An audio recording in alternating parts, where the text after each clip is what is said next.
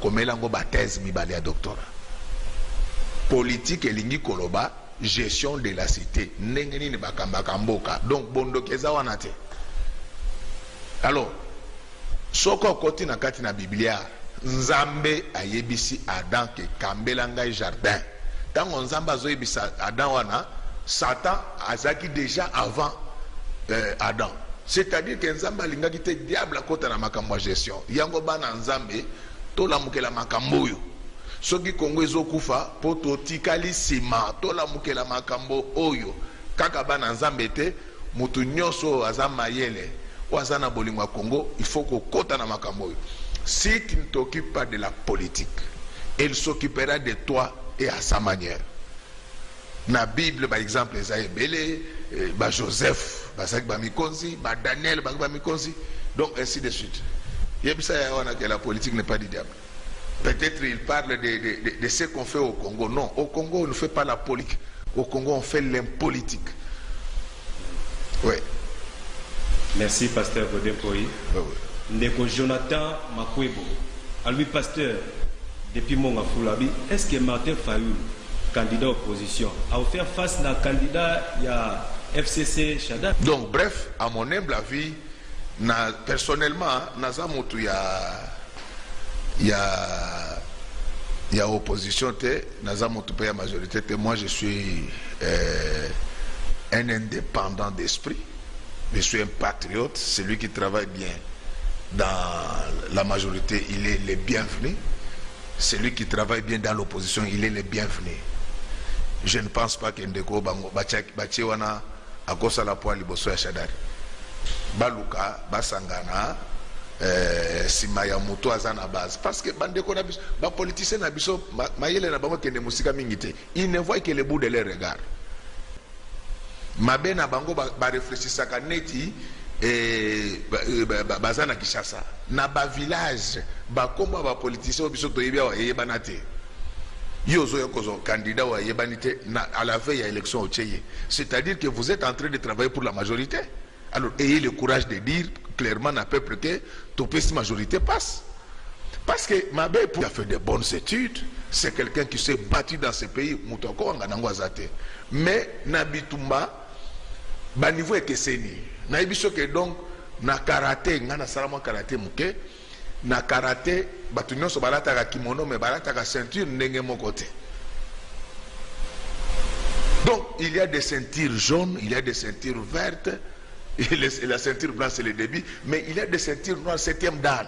Donc bitumba muto azana sima ya papa Ramazan Shadari a makasi. Il faut bango pe baluka muto makasi po bitumbeza la bien, sinon même yé moko Shadari ko séparé na victoire na yé. Donc moi je conseille na bato opposition soko balingi kozo pouvoir batika koela na entre bango na bango baluka mutu oyo azali na ancrage sociologique batia yo poa, surtout que ba invalider bazana mbongo mingi.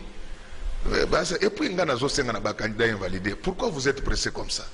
Gouvernement pourquoi vous ne pouvez pas attendre un peu pour soutenir Moutoumoussos? Pourquoi vous êtes pressé?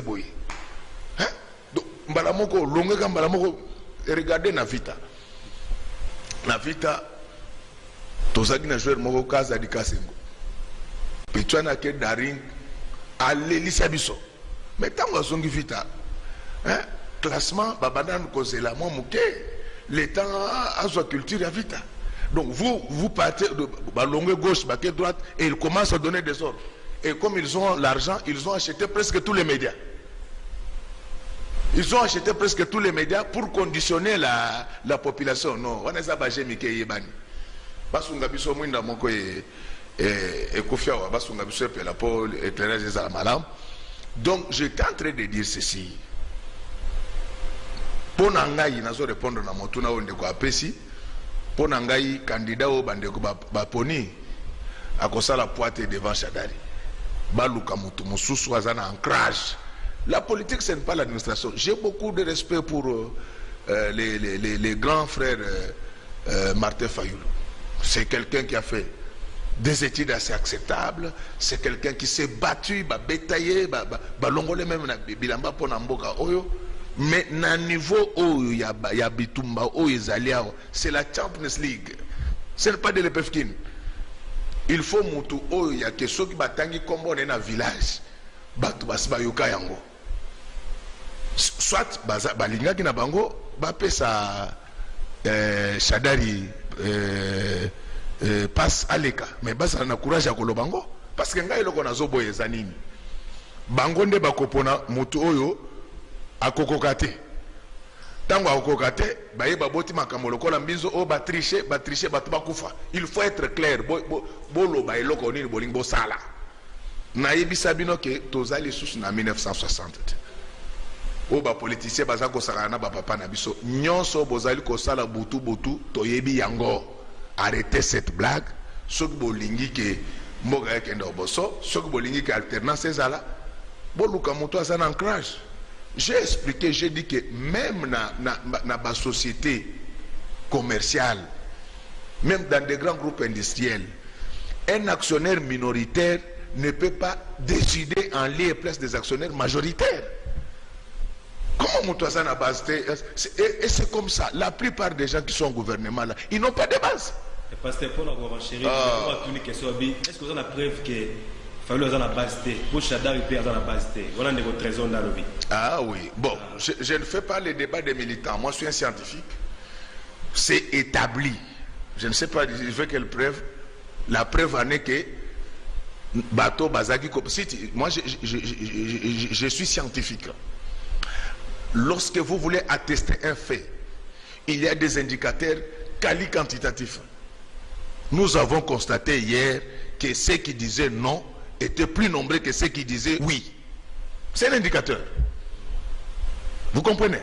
C'est un indicateur que il ne faut pas amener des sentiments ici. Moi, je ne suis pas un homme de la rue pour faire des choses comme ça. Ça, ce sont des indicateurs. S'il avait la base aurait pu envahir les routes de Kinshasa. On ne les a pas vus. Mais Oyo Nani et Emmanuel Shadari, il y a une base, mais Moutouazo Tindikaye, il y a une base. Alors, ceux qui sont opposants, parce que nous voulons qu'il y ait l'alternance dans ce pays. Ceux qui ont balingi qui alternance ces là, balukape Moutouazo en ancrage. Bango nyonso baza na simanaye. Ce qui est vrai, c'est que dans ce pays, ata PPRD Yemoko a gagné l'élection. Il dépêche gagner l'élection. Donc il faut kaka bazala na ba MLC ensemble INC mais ba ponande ndenge balobaka le cheval gagnant. Vous comprenez? Donc nous parlons du pays, on ne parle pas des petites histoires des gens. Ma petite éducation m'interdit de parler des gens. Mais quand il faut parler de la République en faisant allusion aux gens, je dois expliquer. Donc il demande la preuve. La preuve en est que ceux qui étaient contre étaient plus nombreux. Ça, ce sont des indicateurs quantitatifs sur le plan scientifique. Merci, pasteur. Voilà. Mais c'est maintenant. Mais les conseils que moi je donne à l'opposant à Bisso, base à l'ensemble. Ceux qui nous n'aurons que nos yeux pour plaire. Mais c'est que moi je ne voudrais pas que Moutou, Nassima Kosala Babouzoba, Koyako Bimsabana Batna Balabala, tricher, et pourtant, Bozaki Nanzela a contrecarré tricherie en pétant quelqu'un qui a de l'ancrage. Parce que vous savez que le vote est d'abord sentimental. Le vote est sentimental. Même tant au monde a ceux qui battent tricher, soulèvement et Yakawana, les gens se retrouvent dans les candidats perdants. Voilà. Merci, pasteur Godet. Mais c'est maintenant, il y a un membre IDPS. Pourquoi pasteur Godet défend les antivaleurs? Mais attends qu'il pète, les antivaleurs, nous nous défendre. Maintenant, membre IDPS. Ah bon? Ah, merci, il faut nous parler de quels antivaleurs que nous défendons. Je ne sais pas si dire que candidat au Boponaki à Genève, Azana poids mingité, il faut Bolukamuto Azana poids. Si c'est ça l'antivaleur, donc c'est lui qui ne connaît pas ce que veut dire antivaleur. Parce qu'il y a des gens qui font les perroquets dans la vie. Donc ici, nous faisons voir que Bato Bakendegi à Genève dépêche parce que Bamonde Bazana ancrage. Si c'est ça l'antivaleur, c'est qu'il ne connaît pas les Français, monsieur. Voilà, on peut continuer. Il y a des gens qui... Vous savez que chez nous, il y a des gens qui utilisent des mots comme ça. Hein? Sans savoir ce que ça veut dire. Donc, on vous dit que candidat au Baponaki na Genève a pepele à Koko Kachadarité. Il faut besoiner, besoin mutu ya IDPS par exemple. Boche liboso, mais yemo kwa Koko Kate, Bobengi Pierre Bemba, Moïse Katumbi, Mozito, Nanani Mususu, na Vital Kamel, Bache Poa, c'est ça, monsieur. Consulte bien ton dictionnaire. Merci, Pasteur Godé. Oui. Bonsoir, révérend Godé. Gaï, mais c'est De Gaulle, Ditifoui, dans le magasin d'Ipé.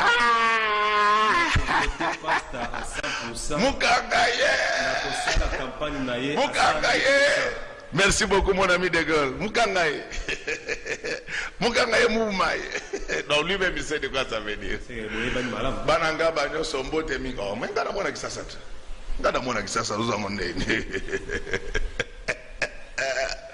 Maître De Gaulle, merci de vraiment Zama Pambolayo au Bunda Pobisotoleka. Merci, pasteur. Monsieur Péniel, bonsoir, pasteur. Pouvez-vous nous décrire votre profil? Vraiment, Ali Misangai, na TV, na linga koloba mingi likolo na ngaite. Awa na yaka, po na échanger na batu, na linga ka, omoni, yende mutazo tunangai. Ta on a oloba ou alobaki. Mais motune, ça motune, faut que ça y aille, pasteur. Bon, vraiment, je préfère que Batuna Ganga question. Les Londres n'ont répondre mon kolasuka. Batuna Ganga le sous Mutunote, s'il vous plaît, vraiment. Nandege ma bête. Exactement que na siliki, mais na yaka na TV pour na goloba pour na vie na ngaite. Alors, moi de comment nan? C'est Péniel. Bon, il y a Péniel. Ngai comment na ngai godem po ikadima. Natanga na Athénée Royal. D'état nangai nazali gradué na théologie, gradué na gestion des entreprises, gradué na sciences de développement, licencié en management, licencié en théologie. Nazali na certificat spécial na sciences politiques. Nazali na MBA Imibale, moko na zongo na Université de Liège, moko na Frankfurt Business School. Nazali DEA en économie, nazali DEA en sciences politiques, nazali DEA en droit économique, nazali agrégé de l'enseignement. J'ai écrit une thèse de doctorat en sciences politiques, je suis docteur en économie et j'ai fait mon post-doc, c'est-à-dire au-delà des doctorats, en fiscalité et finances publiques à l'Université à Liège. Nazali fonctionnaire de l'État, nazali consultant dans les Nations Unies, nazali professeur à l'Université Yagidjasa Pena ISC, Nazali P consultant, Nazali collaborateur scientifique dans l'Université de Liège, na Belgique. Alors, botuna angal sous motuna oyote, parce que yo nde otuni motuna. Tant on va koyanola, mutakanisa kenga mutuna bandaki. Donc je préfère que Mbalasima botuna angal sous motuna oyote vina ngaite, je n'aime pas ça. Mais il y a comment les nani? Péniel. Il y a Péniel na sali au plaisir, ko silikate, eza na ndenge mabete na lingakate ko o etali vi na ngai na privé na TV na sepela nango mingi te mais vi na ngai za mabete mais nde na lingaka koloba mingi te likolo na ngai. Donc je préfère que on me posera plus cette question, hein? Merci beaucoup. Merci pasteur Godé. Oui. Bilo onyoso ko pas pasteur atangela gionga tawana ko. C'est question de s'organiser dans la vie. Yo peut on dirait yo ndé mutotina mutonga tuna parce que ozo les gâter parce que pas répondre à la question oza la question pour la question aux yeux na ndenge bandenge moko c'est Milan mo tuna non ba question ya bato ezo ya tuna toujours on est là pour répondre peut-être ça na mutu mususu à comprendre bien te il faut to limolela. Mais c'est Milan. Alors bonsoir pasteur makambo ozo lobeza bien et singeli koloba yango ti na ba église nyonso ya Congo ngai na ko voter. Merci beaucoup. Monique Maramolobi, nous sommes CP dans à Milan, il y a Milan Zamba Pamolayo. Il faut voter. Ce que voter, tu vas changer Mboka O, tu vas bongo les longinango, tu vas kunda mabulu, tu vas zongi sa valeur na classe. Tango ya campagne na ko kite, tango ngonga iko banda, de tu expliquer ba fonctionnaire, ba étudiant, qu'il faut pas voter biso. Mais pour le moment, tokoki ko banda campagne parce qu'il faut tout ça l'État n'engage à pécher mibeko na ye. Frère Baudry Timba, bonsoir pasteur. Que Dieu vous bénisse, c'est le service dans la Bible pour bien gouverner le peuple. Merci beaucoup. Merci, que Dieu vous bénisse, ya Baudry. Tozali wana pona koluka kemboka na biso kende loboso. Soko tomoni muto majorité a sali mabe tozomelie, soka sali malamu to betele maboko. Soki muto opposition a sali mabe tozomelie, soka sali mabe soka sali mabe tozomelie, soka sali malamu to betele maboko. Opposé candidat yani mingite ngana sepeli nangote. Mais nazana nga muto binote ya opposition te. Moi je suis un homme libre indépendant. Soki bino bo sepeli, boyeba ke soki botie muto na yebana te, ba olia bino na bato majorité. Konsenga na kopia bino baliaka dongo na sonité na minute oyo lokola Jean-Pierre Azate Jean-Pierre Bemba Azate lokola Moïse Katumbi Azate. Donc mutu oyo azali bien placé pour na gagner l'élection ezali candidat IDPS. Soki bato wana batie poids match kozala bien, mais soki ba pensani ça sera regrettable. Merci pasteur. Oui. Et nous voulons vous prévenir parce qu'il ne faut pas avoir des crampes de réflexion. Bozui ba mesure mabe si mabo bandagolo ba c'est pas correct. C'est maintenant le moment de comprendre que candidat au baponaki na Genève, c'est vrai na yebiye azamuto amayele abunda mingi mais bitumbo izaete. Il faut mutu oya sala komboti na ba village. Merci. Bon, c'est mon point de vue. Merci pasteur. Voilà. Monsieur Ouzele Bonane. Bonsoir serviteur de Dieu. Que Dieu puisse vous accompagner dans cette lutte. Je suis à Kingabo Limité. J'accepte de vous soutenir. Merci beaucoup. Vraiment, il faut un numéro naye, bobengaye après, pour que tous s'organisent en campagne au Banda, tous marcher ensemble. Monsieur Neymar Massai.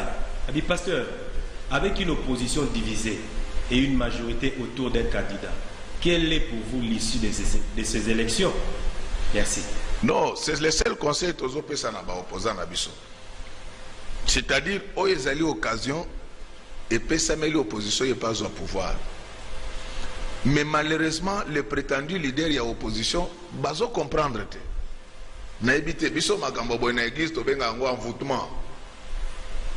C'est simple. Donc moi je suis analyste, je suis un homme libre, un homme indépendant.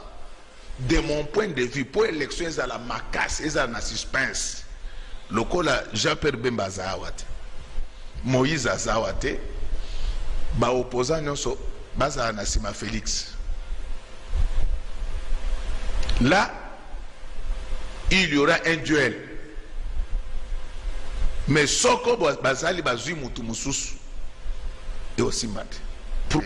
Babaye bakati que ezana bato basala ba komboti na ba village. Tala ndenge tozana gisasa au moni TV tozo ba ya Op TV. Ezo soka na plateau de bateke. Mais ba TV ozomona ba télé 50, ba digital, ba RTGA ezo kende tina ba village. Soki bino boza kozwa candidat oyo ayebani nanu mingi te bakoko na biso bakoza na koko so baye na village. Donc moi le conseil que je peux donner à votre opposition, s'ils veulent le pouvoir, bah tiens muto azana base makasi. C'est clair, il ne faut pas avoir honte de le dire. Félix a quand même IDP ses un ancrage local à Jean-Pierre Bemba Azate et puis Moïse Katumbi Azate. Mais IDP c'est pas yebakako gagner l'élection de mon côté. Il a besoin de soutien à INC, il y a MLC, il y a ensemble ainsi de suite. Donc les seuls conseils qu'on a copié ça bango yangwana, mais ceux qui basali le contraire, baswani, je pense que surprise que vous avez raté mon collègue pour quand même un résultat. Merci pasteur Godet. Et pourtant le souhait de tout le monde, c'est qu'on voit un peu comment l'opposition aussi peut gérer. Oui. Mais malheureusement, elle ne semble pas comprendre l'enjeu du jeu. Mais c'est Dieu merci Nangali Mabi. Bonsoir pasteur. Pouvons-nous toujours avoir confiance aux opposants? Bon, malheureusement, moi je suis un homme indépendant. Et je ne pense pas que ceux qui ont dit que sont Mabe on a tokosi. Quand il y a des opposants, il y a Mabe Bazali Mingi, mais il y a Malampe Bazali. Ndenge pe na majorité, Mabe Bazali Mingi, malamu pe baza. Donc base na bango et koki ko continuer toujours ko sala bango kos, mais tout en les surveillant. Oui, parce que ceux qui mboka opposition ezate donc toko sambwa. Mboka po ezala na valeur, il faut opposition à makasi. Moi je crois que ba militant na bango, ba combattant na bango, ba koki ko continuer ko sala bango confiance. Parce que Yamabe Bazali, mais Yamala Mopé Bazali. Mais Kokoso Nabiso Namboka Nabiso, vraiment, avec tout le respect que je dois à notre presse, je respecte beaucoup la presse. La presse, c'est un quatrième pouvoir. Mais ça me fait des fois mal. Et ça, les journalistes, non sauté. Au comment on a monté à Yibiba millions. Mais à côté, ces journalistes, sous 300, 400 dollars pour à côté là. C'est quand même anormal parce que nous avons des journalistes dans ce pays plus intelligents que certains politiciens. Mais comment Moutouaïbi Mbongo est belé, yo côté la cahier a payé 400 dollars. De ce côté, la responsabilité, c'est Abisso Nyoso. Même Bisso ba pasteur. Et ça que pour politiciens, il y a bengu yo ya ko santi ça y est. Non. O ya za malam, o azamabe. Na beaucoup c'est na koloba. Mais ba koki toujours ko continuer. Kosala ba confiance na ba mikonzi na bango, mais tout en les surveillant et puis kosunga bango na ba idée. Chaque fois que bazo sala ba erreur, cela ne veut pas dire que ba pesi bango kaka mbongo. Moto balobaka mosapi moko sokola kalongité. Atanga ona zoroba na yibi makamu nsote. Mais de temps en temps, il faut répéter que je suis candidat. Parce que nazo mona zoto na kaba mituna batu mususu. Moko komona Georges Abimia wana